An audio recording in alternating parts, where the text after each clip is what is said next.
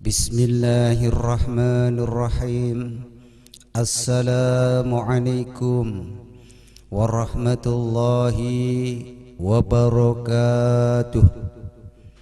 Alhamdulillahi fatihil alim, alladzi khalaqal insana fi ahsani taqwim.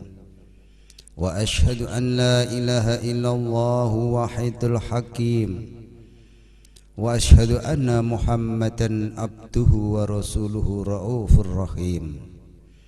Allahumma salli wa sallim ala sayyidina Muhammadinil karim al-muzali alaihi wa innaka la'ala khuluqil azim wa ala alihi wa ashabihi alladhina atarabbahu biqalbi salim amma ba'du.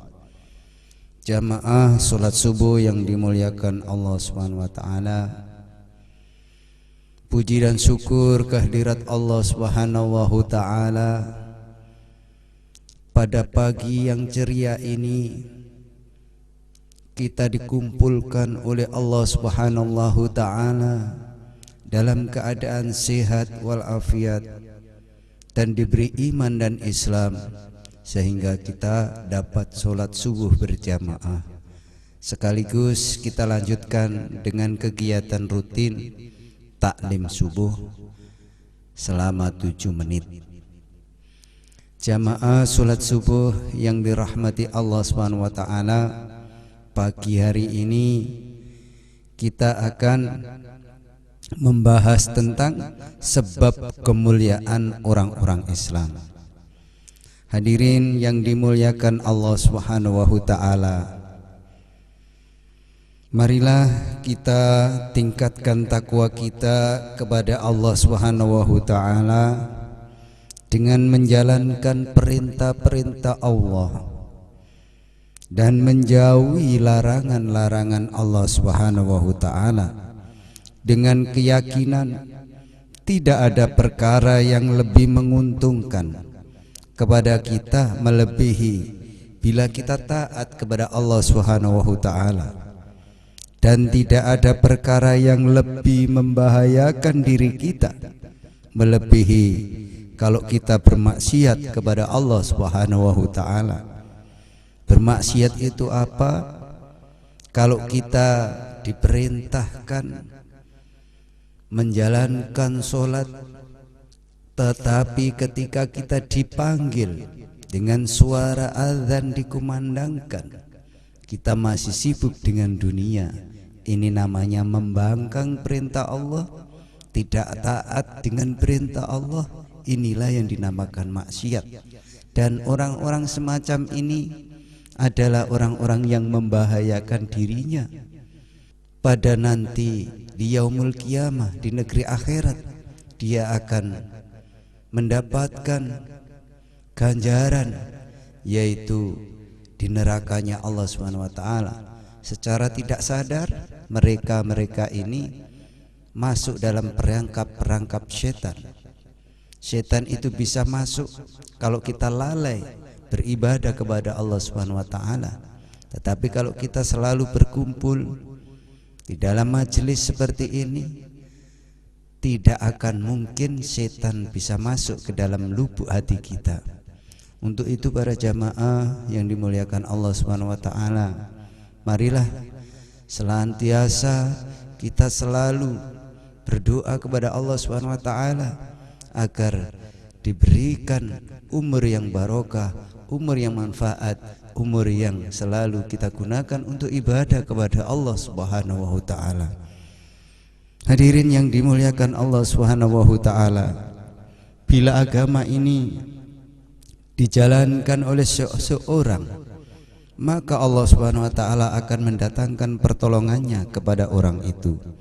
Jadi kalau kita amalkan agama, maka pertolongan Allah akan datang kepada kita. Allah akan memberikan kemuliaan kepada kita di dunia dan kemuliaan di akhirat.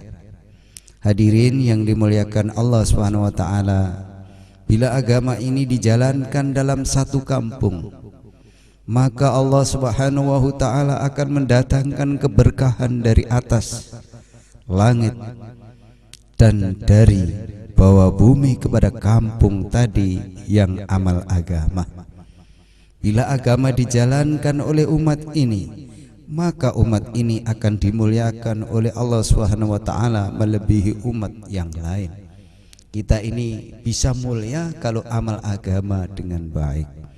Allah Subhanahu wa taala memberikan contoh kepada kita bagaimana kemuliaan sebuah keluarganya yang menjalankan agama dengan sungguh-sungguh, yaitu keluarga Nabi Ibrahim alaihissalam. Keluarga Nabi Ibrahim alaihissalam ketika dia bertempat di negara Syuriah, di bumi Kan'an, walaupun dia sendirian tanpa ada teman, ditentang oleh seluruh manusia, tetapi karena menjalankan perintah-perintah Allah Subhanahu wa taala dengan sungguh-sungguh, maka Nabi Ibrahim alaihissalam dimuliakan oleh Allah Subhanahu wa taala, dan di seluruh orang-orang yang menentangnya dihinakan oleh Allah Subhanahu wa taala. Rajanya menentang, dihinakan oleh Allah Subhanahu wa taala.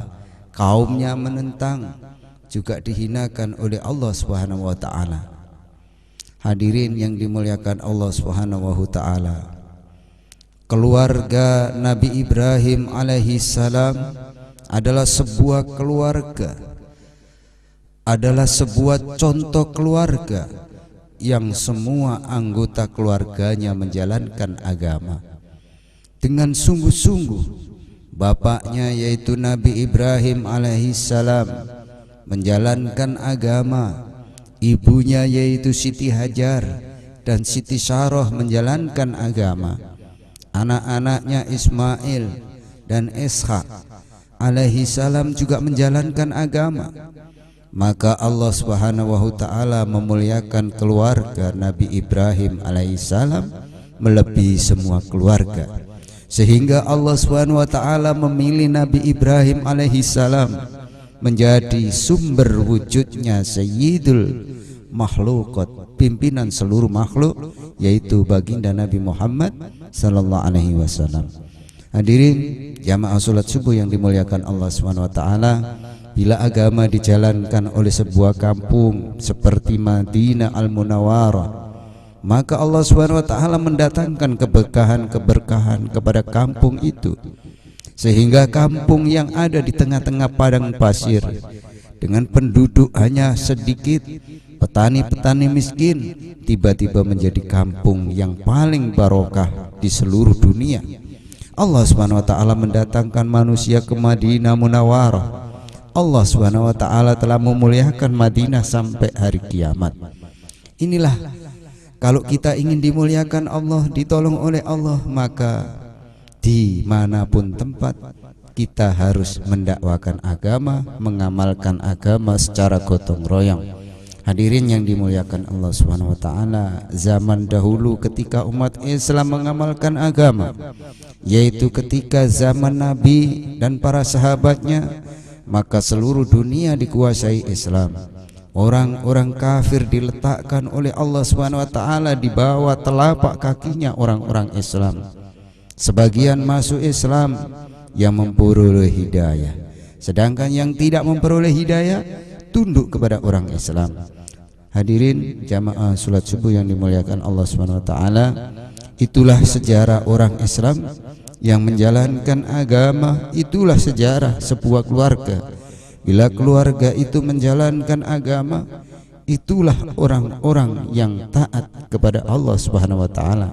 Hadirin yang dimuliakan Allah Subhanahu wa taala, sesungguhnya kemuliaan orang Islam zaman dahulu itu bukan karena hartanya dan juga bukan banyak temannya, tetapi kemuliaan orang Islam itu karena dibela oleh Allah Subhanahu wa taala. Dan orang Islam ini dibela oleh Allah Subhanahu wa taala ketika mereka membela agamanya Allah Subhanahu wa taala. Maka jangan takut kepada siapapun, selama kita mengamalkan agama dengan baik, maka pertolongan Allah akan datang kepada kita. Kalau kita membela agamanya Allah, jangan khawatir dengan manusia. Tetapi kalau kita membela agamanya Allah, kita akan dibela oleh Allah Subhanahu wa taala. Hadirin yang dimuliakan Allah Subhanahu wa taala, marilah kita meminta kepada Allah Subhanahu wa taala supaya umat ini dikumpulkan oleh Allah Subhanahu wa taala untuk menjalankan agama, sehingga berhak ditolong oleh Allah Subhanahu wa taala, dijaga oleh Allah Subhanahu wa taala, dimuliakan oleh Allah Subhanahu wa taala sebagaimana zamannya baginda Nabi dan para sahabatnya. Jamaah yang dirahmati Allah Subhanahu wa taala, marilah kita meminta kepada Allah Subhanahu wa taala supaya sisa-sisa umur kita mulai hari ini, mulai detik ini juga digunakan oleh Allah Subhanahu wa taala untuk perkara-perkara yang diridhoi oleh Allah Subhanahu wa taala. Mudah-mudahan umur kita barokah, umur kita bisa kita gunakan untuk amal agama dengan sebaik-baiknya.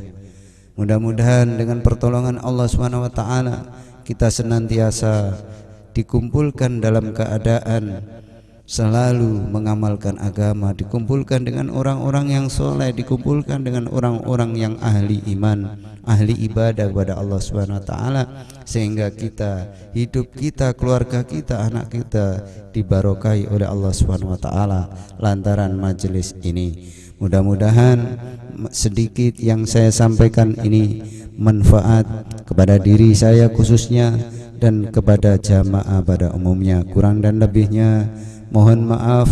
Wabillahi taufiq wal hidayah. Wassalamualaikum warahmatullahi wabarakatuh.